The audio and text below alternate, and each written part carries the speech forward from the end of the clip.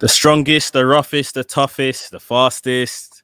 She's officially now the best as well. Bianca Belair tops the PWI women's list for 2021. And we're going to talk about it all with our special guest in just a second. So stay tuned.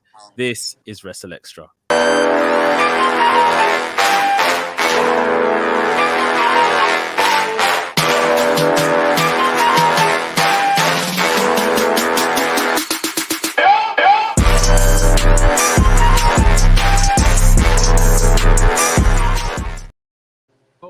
Yo, what is good, people? This is your boy A Dazzle, and this is WrstlXtra.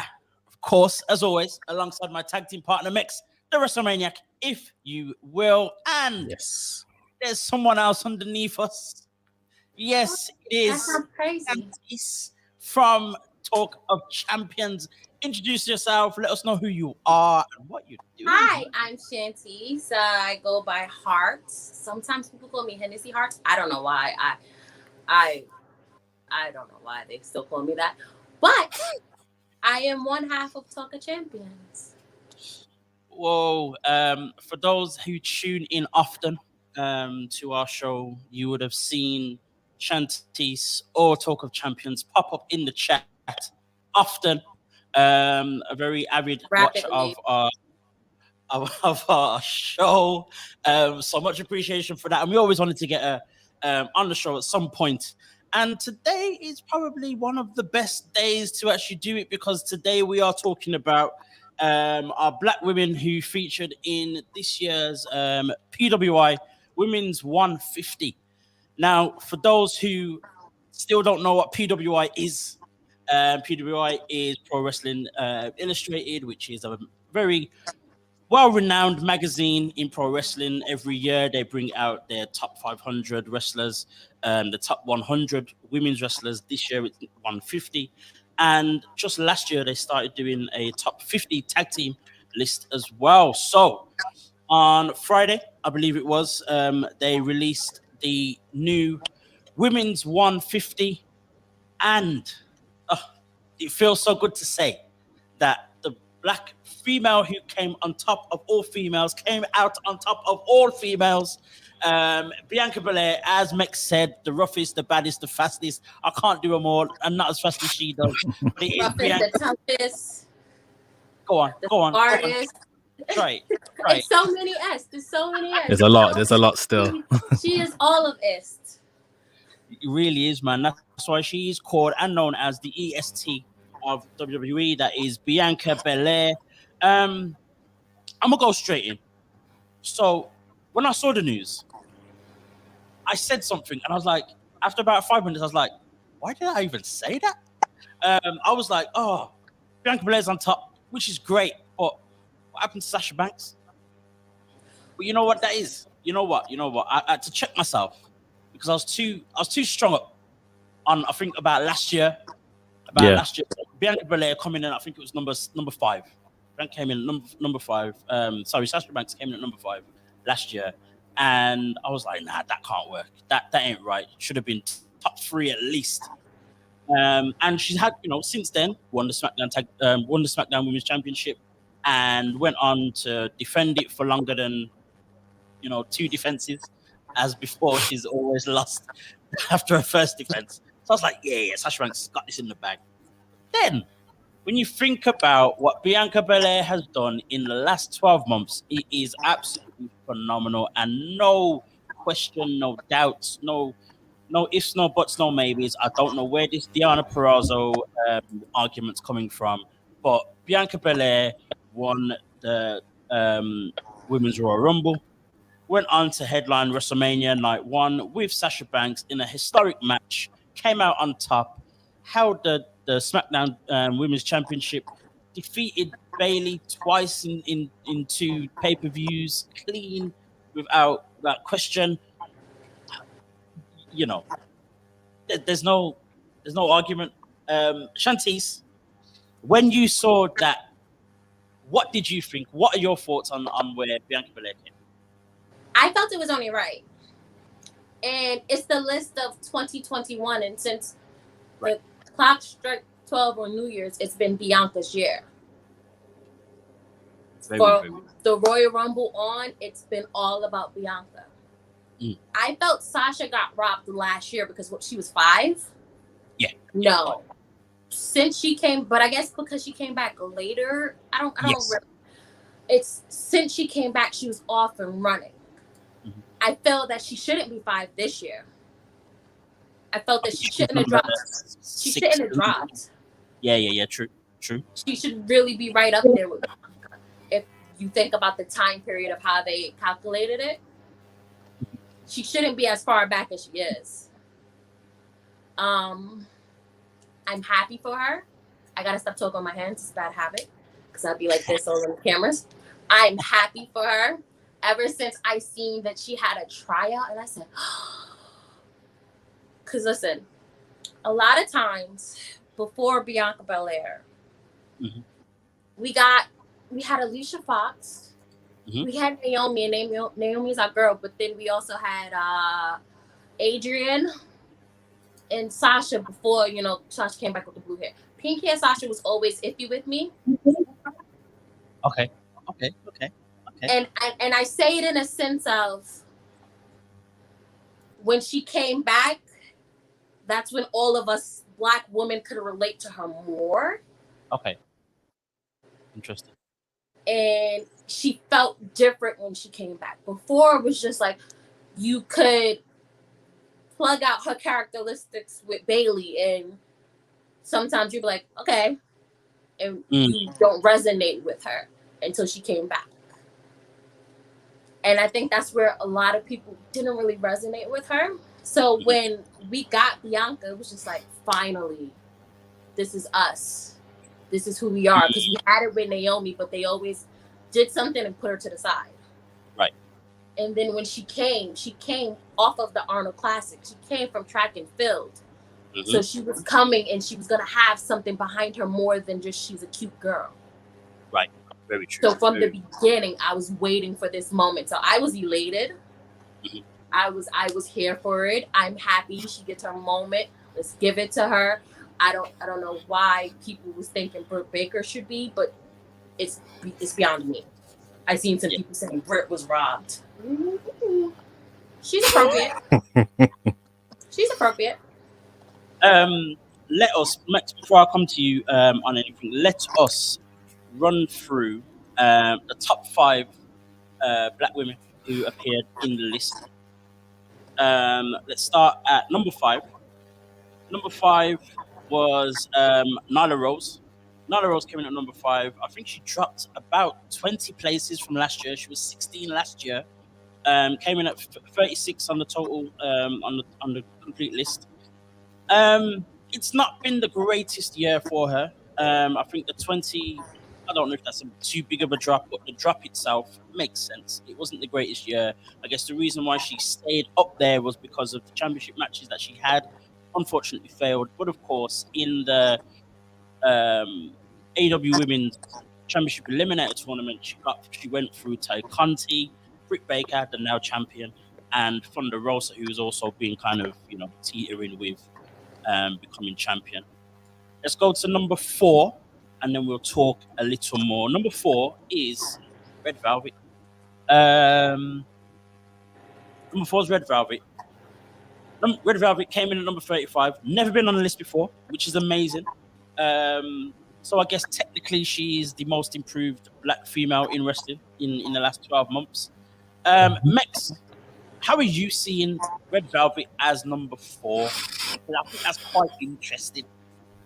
As the number 4 Black female, I think it's somewhat deserved. Her ascension in the last 18 months has been, like you said, it's more or less kind of meteoric from not being more or less a nobody in the general sphere of wrestling to coming up through the dark elevation, getting her time on Dynamite, obviously the most important thing, that TV time. Then obviously basically taking the place of Brandy Rhodes in that high profile feud with Shaq. She's been, I guess, both of them cultivating this kind of feud between her and Jade Cargill. That's probably going to be one that they're going to tell for a very long time, many years to come. it's been impressive. It's all about TV time. She hasn't kind of done anything of real serious consequence just yet. You know, often on the losing side, been put in good positions. She's fought for the titles and stuff like that, NWA title and stuff like that. Hasn't won, but just for the sheer coming out of nowhere, getting a lot of TV time. I guess he's deserved. I mean, we can't cuss too much. 35 it's not top 10. You see what I mean? But she's included on the list of 150. So that's definitely something to work on and improve for the future. And AEW seem to actually like her, want to do something with her. So as long as she keeps working on her in-ring ability, her promo ability, and all of that kind of stuff, that could be a position she improves on over the next year. Shantice, a very specific question. So Mex mentioned that she replaced Brandy Rhodes in that match with Shaq and Jade Cargill. Do you think that Red Velvet would be in the position she is now if it was Brandy that actually was in that match? Of course not. If she didn't have a baby this year, Brandy would have been more involved, and then we would have had Brandy talking urban vernacular to Jade Cargill more. We would have had more of that because she was bringing the hood that she grew up in Detroit out on television, and she was really excited. So we would have had more of that Brandy. I don't think Red Velvet would be there. I don't think Red Velvet should be that high. I get why she is. Yeah. But I think she should be like, middle of the road, round 75. But again, it's the exposure, and it's because AEW is number 2 and sometimes number 1, depending on the demographic. I guess that's why she's higher. I understand why she is there, but I can name 40 black women on the independent that's better than her. Right. But at the same time, standing moonsaults every time. I wasn't gonna go there. I wasn't gonna go there immediately. But Immediately. As soon as you said it, that's what I seen. So she tries. I applaud. The last this is why they need off-camera time, because she needs to try off TV. The last few weeks, she has been under hard scrutiny for a few blips. I'm going to put it like that. A few blips in her arsenal. It shows that we know that she is capable, but maybe to slow it down, maybe wait until a bigger moment, maybe stuff like that. She's doing certain things, missing the mark a little bit. And yes, these things are, as in terms of wrestling is termed high risk maneuvers. Not everyone can do them. She still has a neck. It's great that she can even attempt them, but I guess sometimes it's know when to and maybe leave it out for a bit. Have you ever heard the phrase, don't go grocery shopping when you're hungry? Wow. Okay. I feel that's her and her match. Okay. That makes a lot of, that actually makes a lot of sense. And like I said, I applaud her for going out there. But I think she needs, is it the Nightmare Factory? Is that where they're calling their little performance center? Yeah. Outlet? I think she needs to go there and workshop that move along with Cody's promo, because I don't want to see her break her neck on television. Nobody wants to see her neck literally go at a 90-degree angle every time she attempts it. But I applaud her for trying. I've always loved Red Velvet, and I think she's got major amounts of potential in everything that she does. Her moveset, her promo work, all the rest of it. Major amounts of potential. But yeah, I guess there's no real denying the mishaps.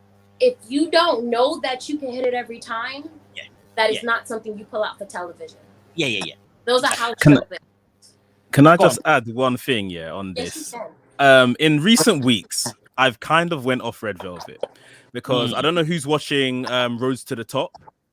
Okay. I've been watching. I've just literally. I haven't been watching it as it's been coming out. I just literally binged on it over the last week or so. And in the first episode, she made a complaint. Red Velvet made a complaint to Brandy that in one of the segments, if you guys remember the backstage segment, or was like a little side segment during the pandemic era when Britt Baker was have the little doctor surgery, if you remember, that Jade Cargill slapped Red Velvet too hard, and she made a complaint.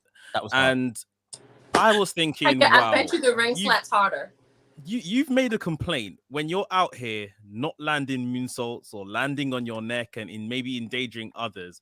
A slap is what you're, you know, complaining about, and I feel like it's more than a slap. I feel like maybe it's a bit of Jade Cargill's the hot thing, and maybe she just wants to kind of protecting her position. I don't know, but I did think maybe for her to report someone that's as like young in the business as her in that kind of fashion, maybe it was just for TV and I'm overthinking it, but especially, you know, two black women, I didn't like that. I didn't need to see that. It don't look good. And here's why that don't look good. Because it makes me question who trained her. Because if she was trained by anybody that's been in the nitty gritty, one of Stan's trainer's brother greatness, the best way to cover up a fuck up is a hard hit. Yeah. And I guarantee you, I cursed quite a amount. Sorry, F up. But I guarantee you, if it's a match between Red Velvet and Jade, it's a lot of them. Yeah. So that hard hit probably brought a lot of people back and said, "Ooh." And that's the interesting thing, though. Like we say often how Jade is green. Excuse the pun, Jade green. Anyway, and also how, you know, Red Velvet is, you know, probably a little bit of a danger, or, you know, still has some work to do and all the rest of it. But at the same time, their match that they had worked. Like what is that? Do you? Okay, here's my thing with Red Velvet now. Not so much Jade. But with Red Velvet, do you think her confidence is a little bit too high to where she kind of thinks she can do more than she actually should be? Definitely. There's got to be a producer, whoever produces the show has to also take some blame here. Or sorry, not the show, but their match. Someone has to reel her neck in and be like, all right, you've done this one too many times. It's a bit reckless. Literally, NK said reckless just as I said it. It's just a bit reckless. Like, just to wheel it in. You don't need to go there. You know, this ain't, you know, the all-out main event or anything like that. You see what I mean? So. Right. I mean, to be fair, you know, NK says the same thing. I'm asking, like, why the Spanish fly? Like the standing moonsault thing, that's kind of nothing. She's messed it up, all right, fair enough. But more than enough times she's done it right. The Spanish fly, like that was very dangerous. Very, very dangerous. Very dangerous move. Even you can barely hit the moonsault. The Spanish fly should not be in your even when the likes of Sammy Guevara, Leo Rush, and, you know, Pac, and all those guys that do it almost every single match, even every time they do it, I wince. I'm like, yeah, just waiting for someone to do it wrong. To see her do it was like, what? And then it went, nah, it was bad. It was bad. But moving on, because we can talk about Red Velvet for ages and we're repeating ourselves. Moving on to number 3. Number 3 is a very beautiful one. We've talked about this woman so often on this show for all different reasons, and even probably just about a month or two ago when we were talking about the main PWI 500. Number 3 is Trish Adora. Trish Adora came in at number 18 on the full list, a massive jump from 86 last year. And of course, you know, as I mentioned, she was ranked in the PWI 500 at number 44, the highest ranked female in that list for this year. Obviously, the reigning Pan-African World Diaspora champions February last year. She reached the semi-final of Ring of Honor's Women's Championship tournament. And of course, only about a month ago, was actually officially signed also by Ring of Honor. It's been an amazing year for Trish Adora. Not in the same sense as Bianca Belair, only because it's been on the indies. Only because it's not necessarily on TV in our faces in the same way that WWE is. How much do you think that Do you think that hurts indie wrestlers, or do you think it's correct that those on WWE, of course, being on TV, being the biggest company, get that little bit more accolade than a Trisha Dora? Shanties, what do you think? Quick question. What number was Becky Lynch at? I cannot even remember. I think she was somewhere in the top 15, I think. Would Becky have made the list? Did she wrestle enough matches to make the list? No. Becky's on that list. Okay. It's for facts on that list. Okay. That's why I asked the question. She's ahead of Trisha Dora. I'm about to yell at people. Let me play devil's advocate real quick if you're gonna check that, Shantice. Like, if she's appeared 44 on the men's list, right, or the 500 list, sorry, by default, shouldn't she be first in the women's list? She should be in the top 10. No, I'll tell you what. Keeping her from being number one is she wasn't under a company. That should be the only thing. No, there's that. But with the two lists, the reason why any female is in the 500 is when they compete with men. And she competes with men most of the time. Yeah, she does. And whereas with the women's one, it's only women against women. It's not taking into account those matches with men as well. So there is that slight difference. So basically, her performance with men is better than her performance against women. To be fair, she's actually had more matches with men. I believe more matches with men than women in the 12 months. I believe so, and definitely more high-profile matches because all of those matches with men have been for her championship, whereas matches with women haven't. So it definitely makes a massive difference to her standing and stuff. Shantice, any idea about? It's not pulling it up, but I definitely know we was talking about it the other day. I can find it. It's gonna take a little longer, but I want to talk about Trisha Dora. Trisha Dora has been in the top 10, period. Regardless if you want to count her matches with men or her matches with just women. Okay, why do you think so?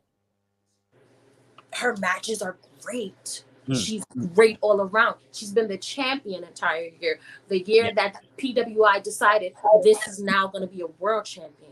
She should have been higher than 18 because she's the only person that held that belt that she just proclaimed a world champion.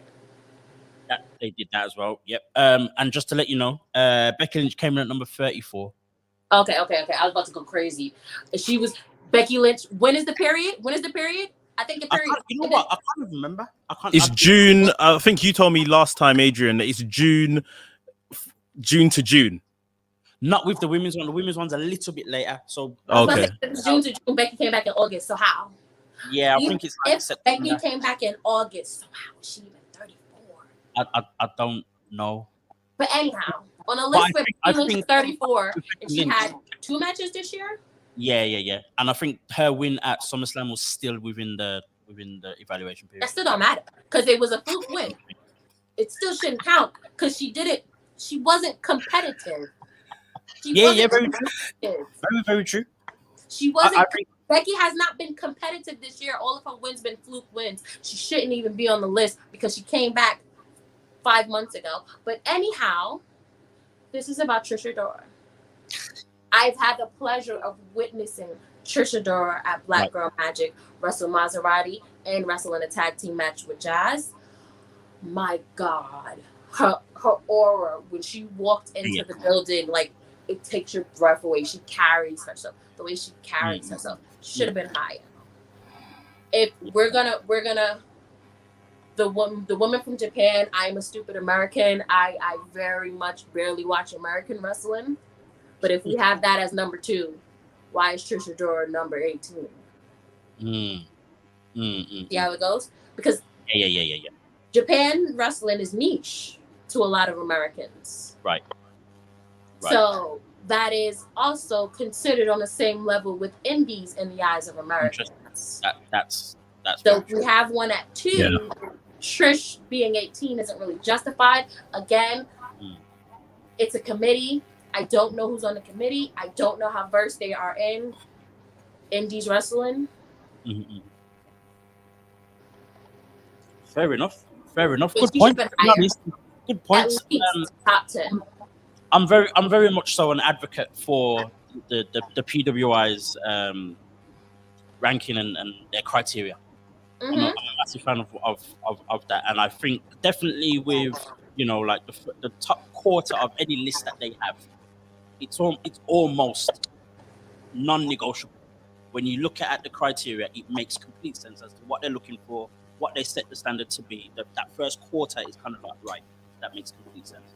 But at the same time, it's interesting to point out actually that Japanese wrestling is still a niche, as much as it's regarded in high regard. It's still a niche because at the same time, if it's kind of, I guess it's very similar to Ring of Honor, for example. Ring of Honor is definitely held in high regard, especially like with the Pure Championship, for example, or that type of thing. Especially in the early, few years ago as well, when you had the likes of Daniel Bryan still there and stuff like that. That was like the place to be, to see proper wrestling, or the very much modern day wrestling, or even to the point where the reason why AEW is as big as it is, it's from a lot of that Ring of Honor style that we know. So then see Japanese wrestling kind of get a little bit more of a push than any indies just because it's Japanese. Yeah, it's a little bit difficult to take, to be honest. I see why it is, Mhm. but I look at it. I call myself a hardcore casual fan. Okay. I am hardcore as hardcore can be, but I am as casual as the most casual person you know. Like literally Monday, I was watching. Yesterday I was watching Halloween Kills with my nephew, trying to scare him. I was like, listen, I love my guys on Raw, but not tonight. It's too long. I got other things to do. So it's like, I get it. Like, I'm not aware of the work of most of the Japanese women in the top 10. But again, I call myself a hardcore casual. If I wanted to get well versed, I can and I know how. But I barely keep up with WWE. It's interesting. It's interesting. Let us move ourselves to number two. Number two, we've talked a little bit about her already, and it is, of course, Sasha Banks. He was number 2, came in at number 6 overall. A drop from down one place from 5 last year's list. Of course, she defeated Bayley to win the SmackDown Women's Championship. Went on to defeat Asuka at some Survivor Series, which was a big thing as well. And of course, that amazing historic match with her and Bianca Belair at WrestleMania. And she actually had the title for longer than 30 days. Which was 165 with the SmackDown Women's Championship. Now, we know full well that Sasha Banks took quite a bit of time out this year. And I think it was also the biggest thing that hindered her from coming higher last year as well. Yeah. So my thing is this: Sasha, stop disappearing. But at the same time, in all honesty, in all realness, she has to do it. Mental health is a very serious thing, and she needs the break and time away. And we all know that it was, related in some way to her mental health, to exhaustion, all that kind of thing. And when she works, she works. So it's all good. It's fine. The PWI women's list isn't the be all and end all of Sasha Banks' career, of course. But I think I just really want to see almost that confirmation of how great she actually is as a performer, as a character, in ring, all that type of thing. To see her kind of lower than 5, lower than top 3 hurts every single year. But this is what it is. Mex, what are your thoughts on Sasha Banks' ranking and Sasha Banks in general? Sasha Banks is I'm a big fan, as the whole world knows. She's quite possibly the best female on like mainstream TV, and I say that carefully. I know there's some women in Stardom doing absolute bits on a week in, week out basis, but on terms of mainstream TV, there may be at maximum 2 names that could be in a general conversation better than Sasha Banks. Like, yeah, it was very frustrating to see her off TV. She came back. She ran the whole story to WrestleMania with Bianca. You know, went ghost again, came back and just came back in like she never left. But it's the matches. It's the coordination of everything she does in the ring. The WrestleMania match, again, I've said it. This is her and Bianca put on the best women's WrestleMania match I've ever seen. Yeah. Like a long shot. And people always say the triple threat, you know, that main evented a couple years ago was good, but it was good to have. But it was not a better match than It was a novelty Bianca moment. and Sasha. It Yeah, was maybe if that, if anything. Yeah. Yeah. This is the best women's WrestleMania match. This is the flag bearer. This is the blueprint of how you want to do it if you're gonna do it. And then again, for I don't know if you guys have seen the Saudi show, the triple threat match a couple days ago. She's just remarkable in the ring. Like it's too good. She's got all these little errors and stuff out of her game. And yeah, it's like you said, maybe it's because she just wasn't around for the entire period where they do the scoring of this. She's obviously entered filming and acting and got involved in other endeavors as well, which has maybe taken her attention away solely from the ring. I do hope that one day she gets her, you know, her big WrestleMania moment of a big win, winning the championship at WrestleMania, and you know, being the best, being number one in this list, because she deserves it. Because of Hooker by Crook, we just haven't got it yet. But yeah, she's really, really up there. Shanties. So the tale of 2021 and 2020 in WWE is 1A, 1B. Sasha's 1A, Bianca's 1B. Yep. But with Sasha, I love the fact that she goes off and she films things. I love the fact that she takes mental health breaks. One, the way she wrestles and throw her body around, she needs to. Yes. Two, wrestling is toxic. Everybody needs a break. 3, out of all the people on the roster right now, Sasha is the one that has the ability to transcend and become a superstar, as what they call it. Right. Yeah. Right. She is the closest to it. Everybody's like, oh, what's wrong? Roman did that Rock movie. It's Sasha. So let's treat her like a superstar. 6 months on, 6 months off. Or, you know, come back every other month, make it special, make it rock. We need that. That's why when she came back, it was uninspiring, because remember when Sasha was here every week losing and doing nothing, and everybody was creating angry black girl tales about Sasha, and we were all tired of them not doing nothing or us seeing her look like a fool, and we was just tired. She came back and we was like, yes.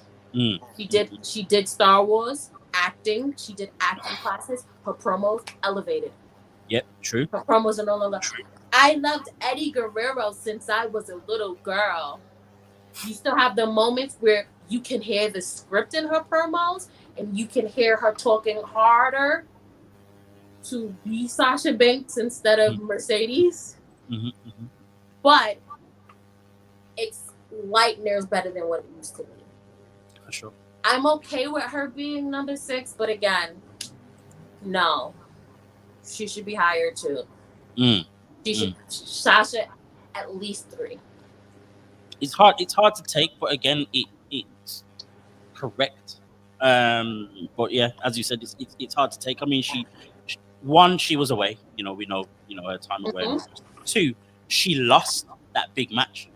That has an effect as well. You know what I mean? So as much as she was in the match, she also lost the match. She went in the champion, though.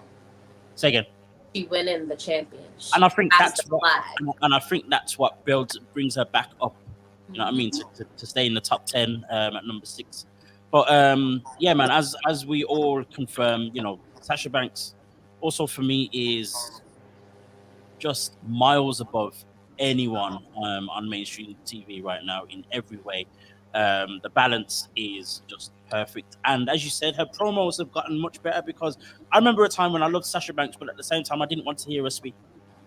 because it was this screeching type of thing, and it was like it felt forced. But now, now it's very much a very different thing, and that kind of brings me on as well to number one. Obviously, we started talking about Bianca Belair.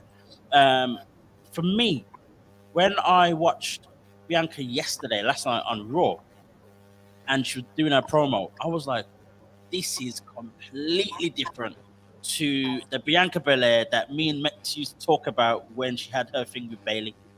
When it was kind of like, does she know what she's saying next? Does she even believe in what she's been asked to say? All the rest of it. Whereas now, it almost feels as though it's actually her saying it and not her being given a script. And I think that in itself just shows the level of progression that she's made, especially being in that top echelon of females, holding that SmackDown Championship for so long, even after losing it after that 20-second of madness and foolishness that we witnessed at SummerSlam. She's still up there and has still progressed in the position of chasing the championship, where she never really had that same vigor when she was chasing it after she won the Royal Rumble. As Mex always used to say, every single week, it's more of this kind of happy to be here type of Bianca Belair. Whereas now, it's like, right, you're like taking a mick. I'm the best that there is here. What are we waiting for? So, Mex, you talk to me about how you've seen Bianca's progression, just not even this year, not even the 12 months, but just in the last 3 months. Have you seen a difference? She's being molded into a fantastic sports entertainer, a fantastic wrestler. And again, we were saying, I think we said last week or so, they've put her with the best because that's what they see her. She's, once they finally decided to put her to the main roster and all of that kind of stuff, she beat a couple of the lower or mid-card names, if you like.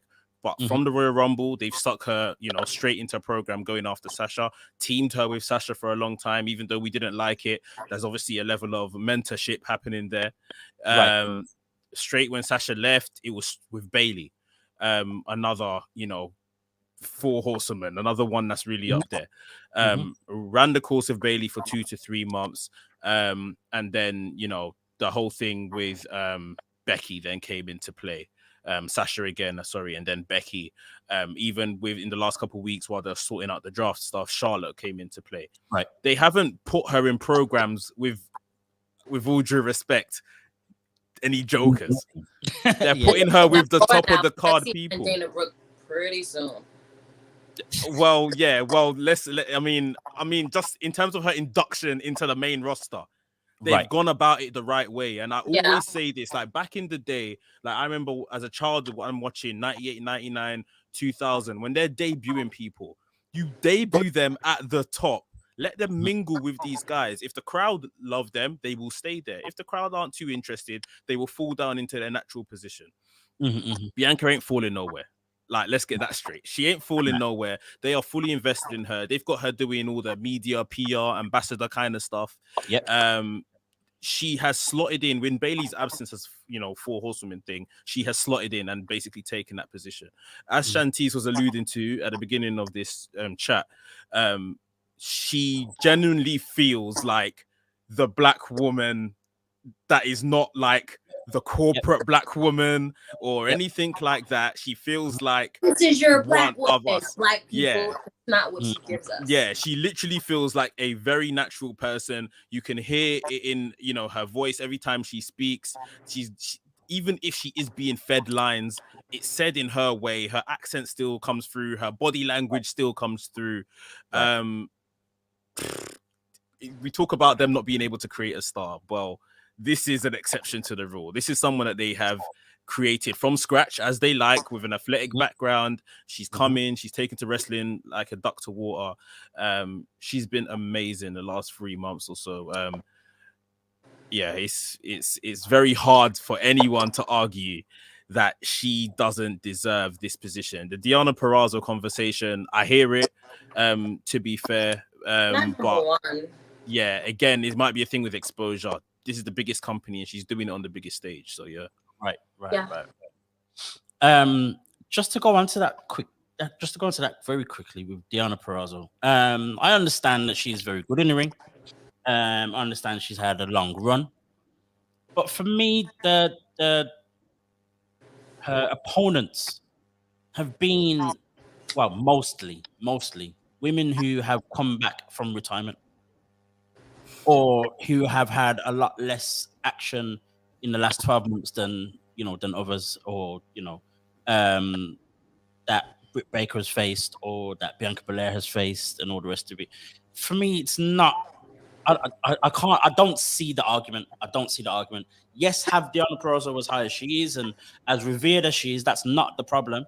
But the argument of her having a better year than Bianca Belair makes no sense to me whatsoever. Well, it's go the on. people who's arguing it. Guess, I mean, you know what?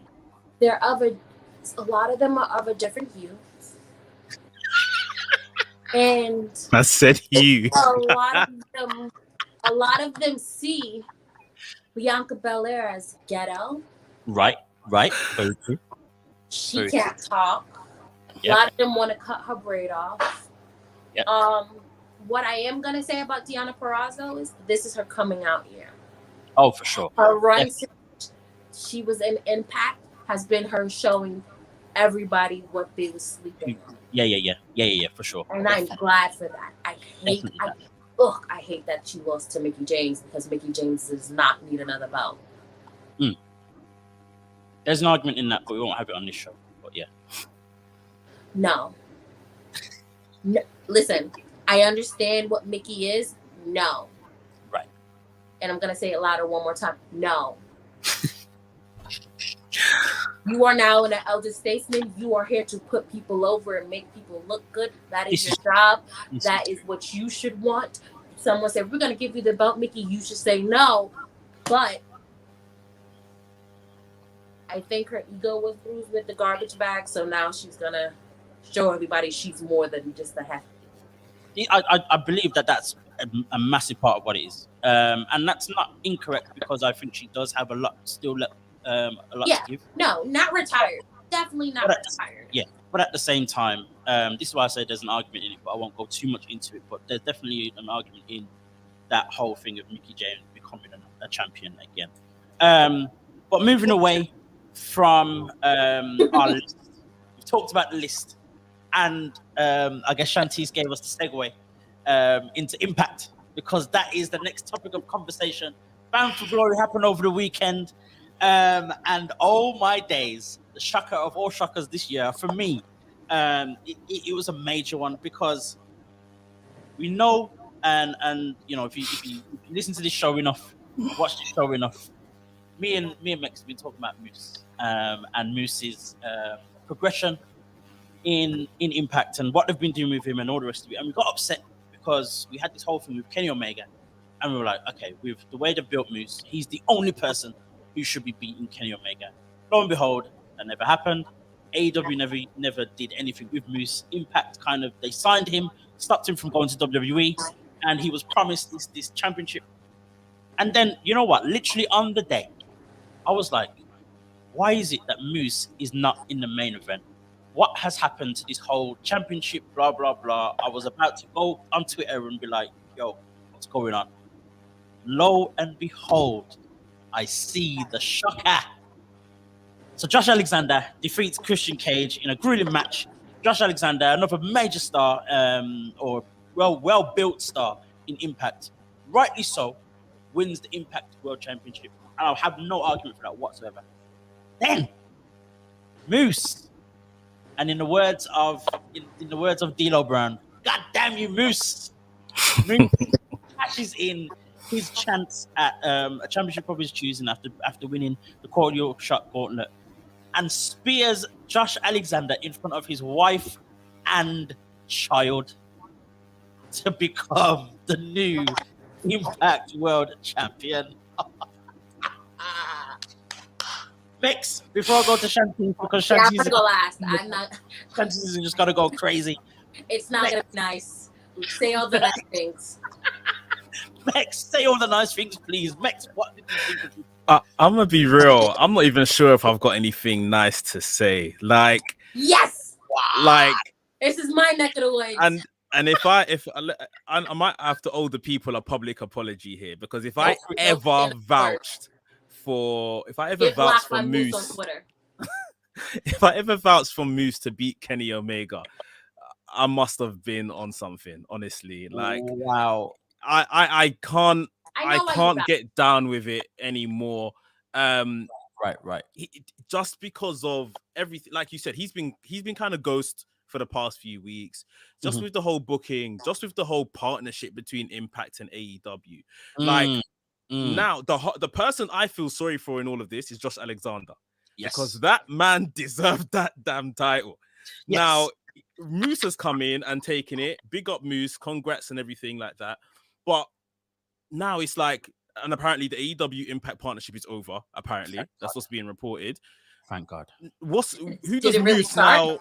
Well, exactly. Who does Moose now challenge? Who is now the big name that can take it off Moose? Obviously, there'll be some chase from Josh Alexander, but like, with the crossover, to make Moose this big star, we all thought would be the next step for him. Because let's be completely honest, the Impact title is not the next step to make Moose any bigger than he is. There needed to be something whilst that forbidden door was open. It didn't happen. He's now champion. Josh Alexander will have a feud with him, maybe take it off him somewhere down the line. Should Moose have re-signed? I mean, I'm going back a long way here, but it's like, I felt really like, okay, cool, he's won it, but in terms of progression, there's a forbidden door now blocking progression. What is the point in him becoming champion at this point? And I just feel like Impact. But hey. Shanties, give me your thoughts. I think this is gonna go slightly somewhere else, but it definitely is. I'm gonna start by saying you could take the TNA out of Tennessee. But to get nice things off, Moose should have been a champion a long time ago. This is a long time coming for Moose the wrestler as a wrestler. Yep. As a wrestler, Moose should have been a champion at least 4 to 5 years ago. Moose should have been the biggest thing in Impact / TNA or Global Force, whatever they was calling themselves when they had the eagle on the turnbuckles. Moose should have been your guy. Moose should have been champion maybe about 4 to 5 times already. Moose should have been your guy immediately. Moose should have been your guy before we found out who Moose was.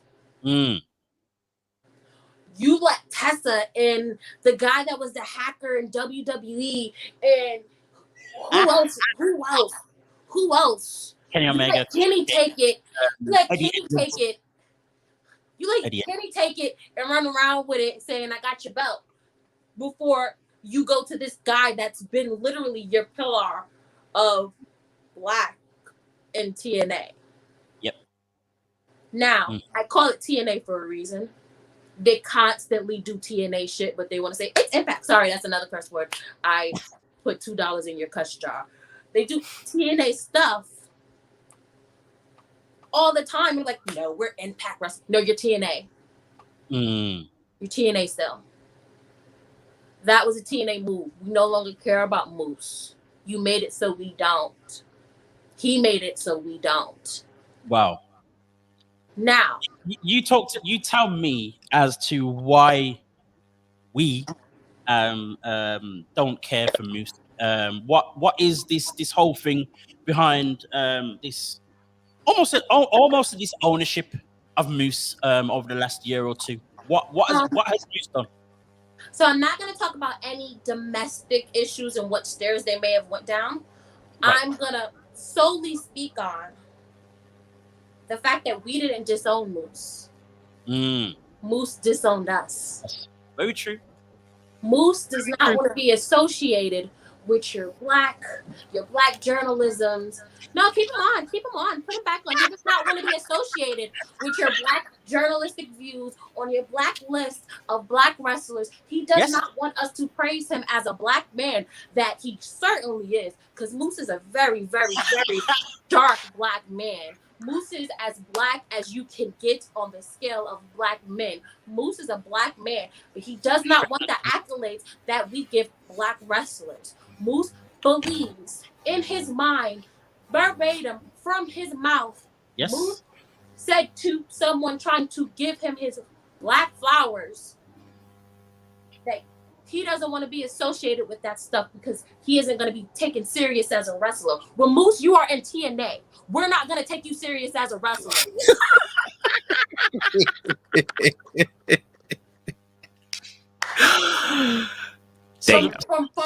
From the indies, you could have went to the performance center.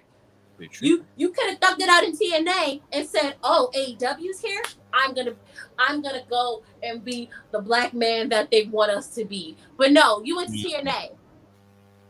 Guess what? Oh, and don't let me.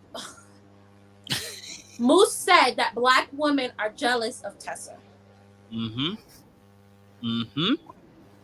Tessa Blanchard being the one. No, Tessa Leno.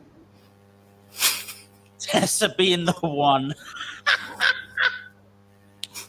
Tessa being the one who was of racism, of course, and calling another black female wrestler, or not another black. She spit on a woman and called her N-word, and people said, "Well, maybe she got a pass because she dates black men. How could she be racist? She dates black men." And Moose jumped to her defense very quickly, and obviously since then, we've had a very serious problem. I am jealous of Tully's daughter, who himself is a known racist man, who was in a group for most likely racist men. Ric Flair's one of them. Most likely Obi is definitely a racist. And Arn, I'm going to keep it out on Arn because we love Arn too much to put it in our heads that Arn that he could possibly more than likely is racist. Right. But you are the company you keep. Herein lies the problem. So going back to the pro wrestling side of Moose's ascension or booking, really. The last 3 months, and especially since we knew that he re-signed with Impact, was kind of like next to pointless. No, it was literally pointless. For me, though, it adds to the shock of what happened. For me, I think it's almost like that was TNA's. I'm calling it TNA. That was Impact. That was Impact's whole thing from the start. It was the whole point of why they did what they did, almost to make us not necessarily care, to then add to the shock of what he did. To me, that's clever, but I also get why it kind of makes feel as though, right, what was the point? Because what happens with Moose now? I'm thinking, the feud with Josh Alexander, I think is going to be great, and it's. But for me as well, what it does do, and I don't know whether this is Impact realizing halfway through this whole collaboration, if that's what you want to call it, with AEW, it makes them now realize that they could have done this ages ago. Without AEW, they had where Moose and Josh Alexander were even before Kenny Omega arrived is where they are now. This could have happened 6 months ago, and we'd be still talking about it the same way we are now. This is it. Last year, and we would talk about it the same way. Moose with trash picking for about to say he's a champion. Moose was the TNA champion. Right. So my thing about that is Moose seeing that they was waiting too long and still said, "I like it here." Moose should have jumped ship because Moose, we cared about him when he first came. If they would have done it, then that would have been a bigger thing. But what I think TNA is doing is I think TNA is seeing WWE is doing things with black people. Everybody's mad at AEW for not. Let's get in that bag. Because you picked the wrong person to get back in the bag with. You could have gave it back to Cedric Alexander. Wait, no, that's Rutron. Sorry. I kind of cut him off sometimes because when I don't want to call her what I call her because it's really bad. Yeah. No, I don't call her by her name. But when that situation happened in WWE, and it kind of let me down the way he kind of handled it. Right. And it was rather unfortunate. So I still have the with him. They could have gave it back to Rich Swann. If that, it would have had more of an impact than Moose. Moose, it was the opposite, because now everybody's talking about how Moose, a lot of things about Moose. But here's the other thing. So you talk about impact, you know, going with black stars, black wrestlers. They've Of course, been doing it the whole time. We also saw Trey Miguel become the X Division champion. Mm-hmm. And it's so crazy to think that Trey Miguel, who has been in Impact for at least 3 years, has never been the X Division champion. It's only now he wins the X Division championship for the first time. We're saying the same thing about Moose and Trey Miguel. Like, why has it taken so long them to become champions, to be elevated to the point that they are now? Why did it take so long? And the joke is this: it's been a very long time. We've not really looked at Impact to say, oh, they're similar to AEW and don't use black stars, because we have Rich Swann. We've had Chris Bay, who's been up there for a very long time. Willie Mack has been, in that X Division talk or Mack is there. Willie Mack is being heavily underused right now. Anyway, definitely. That is. They could have gave him the belt, and I guarantee you, we would be on fire still. This is true. And all of us would go watch Impact on Thursdays. It is Thursday. Yeah, it's Thursday. It is Thursday, yeah. Thursday. I had to think about it myself. I was gonna say Wednesday. It's crazy though that we're looking at the company as not as a bad company in terms of how they've used black stars in recent years, but yeah, at the same time we're looking at two now who have just become champions, who have never been champions before, who should have been champions at least 2 years ago, or as Mexico, 4 or 5 times already. What is next? Okay, we talked about Moose. What is next for Trey Miguel? Who is there? What is there? Bro, I think it's more of the same guys he's been kind of been in the picture with so far. Yeah. Especially if this Forbidden Door thing is closed, what's the max he can do? He can take it onto the Indies or just be on the Indies as the X Division champion, but no one's gonna beat him for it on the Indies if they're not with Impact. You see what I mean? Like, it's just, and I don't want to put it down to Impact necessarily. Some of these guys need to have more ambition. They need to trust themselves more, because the likes of Trey Miguel, he saw his partners leave for WWE. There surely would have been a deal on the table for him to go. Maybe it was to still split them, and he can go. But the likes of Moose signing a 3-year contract, just makes absolute. It makes sense then. It don't make sense now. Why would you sign something for free? I just don't know. You're gonna be on 3 different channels with this. It doesn't. It does feel like it's more of the same. The guys that they're fighting, like the likes of the opportunity. Moose didn't even beat Christian Cage for this title. Right. That is the least they could have done. And me personally, I've been vocal. I'm not someone that necessarily rates Christian highly, but he is rated highly. He will be a Hall of Famer one day. He could have at least beaten Christian for this title. We didn't even get that.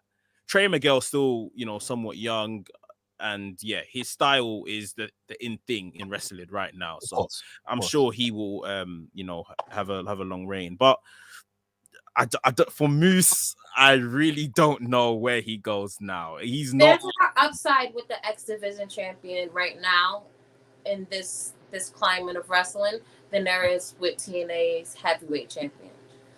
With the X Division, they can always find someone and bring them in. And just set it ablaze. But with that old Dusty, they can't really do anything. This is true, and here's the thing as well. Like I've been saying for a while, especially when it comes to AEW and their shows on their dark shows, that too many of them. Those shows need a championship Those shows need a championship. And for me, the type of X division type of thing where it's cruiserweights, but at the same time, it's not weight specific. It's about the excitement. It's about all of that. That would be perfect for Rising Stars. You know, you've got the likes of Danny Garcia, Lou Moriarty, Dante Martin, even Leo Rush. You know, and even some others who are they need something to fight for. It's unknown to us. Need something like that. So Trey Miguel being X Division champion helps and is fine for him. But you mean like a digital media championship? Isn't that what the new one is? Yeah. Well, yeah. I don't kind of see the point in that one. Is it TNA's heavyweight championship a digital media championship? Aren't they on Twitch? They don't need those types of things. Truth. But AEW would actually benefit for something like that. Yeah. It's tough. It's the conundrum of wrestling booking that we find ourselves trying to work out every single week, because there's so many things that happen that seem just peculiar, and there's an easy fix to all of it, but yet they're going around this and around that, and on top of that, and TBS champion here, and roll up tournaments and all the rest of it. I just don't get half the stuff that's happening right now. On that sad note, we've come to the end of our show. I hate to end it on TNA. It's crazy. It's crazy. There's a lot more to talk about. I mean, so much has happened over the weekend and this weekend. We didn't even touch the fight. The fight on Friday. Oh man! We didn't touch the head-to-head on Saturday. Leave them to it. It's just an absolute madness right now, and where people want what people's agendas are and all the rest of it is just crazy. But folks, on that note, we are out of here. This has been a WrstlXtra. You've been listening on AffinityExtra.com, and of course watching on the WrestleManiac UK YouTube channel with my guy Mex, the WrestleManiac. Follow him on Twitter on WrestleManiac UK and Instagram WrestleManiac.uk. This has been Shantice down here, Talk of Champs on Instagram and on Twitter, and of course I'm your boy Ed Dazzle, Black Wrestling Alliance. Follow me where you can. My best work is on Instagram. I don't really go on Twitter. Folks, on that note, we are out of here. And thank you for joining us, and we will see you again next week. See you later, guys.